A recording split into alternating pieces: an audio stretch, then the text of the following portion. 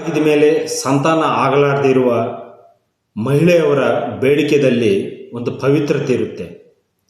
ಆ ಪವಿತ್ರತಾ ದೇವರ ಸಹಾಯ ಜೊತೆಗೆ ಹೋಮಿಯೋಪತಿ ಅಂತ ಅನ್ನೋದನ್ನು ಹೆಲ್ಪ್ ಮಾಡುತ್ತೆ.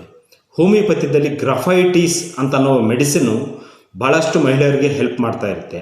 ಆದರೆ ಅವರು ಈ ಮೆಡಿಸಿನ್ದಿಂದ ಸಂತಾನ ಪಡಿಬೇಕು ಅಂತಂದರೆ ಈ ಲಕ್ಷಣ ಅಂತ ಅನ್ನೋದು ತೋರಿಸ್ಬೇಕು. ಅವರು ಪ್ರಾಯಕ್ಕೆ ಬಂದಿದ್ದಾಗ ಆಗುವ ಫಸ್ಟ್ ಮೆನ್ಸಸ್ ಮೆನಾರ್ಕೆ ಅಂತ ಅನ್ನೋದು ಅವ್ರಿಗೆ ಬಹಳ ಲೇಟಾಗಿ ಆಗ್ತಾ ಇರುತ್ತೆ. ಅವರು ದಪ್ಪಾಗಿರ್ತಾರೆ, ಅವರಲ್ಲಿ ಯಾವಾಗಲೂ ಇರ್ರೆಗ್ಯುಲರ್ ಮೆನ್ಸಸ್ಸೇ ಕಾಣಿಸ್ತಾ ಇರುತ್ತೆ, ಯಾವಾಗಲೂ ಲೇಟ್ ಮೆನ್ಸಸ್ ಕಾಣಿಸ್ತಾ ಇರುತ್ತೆ.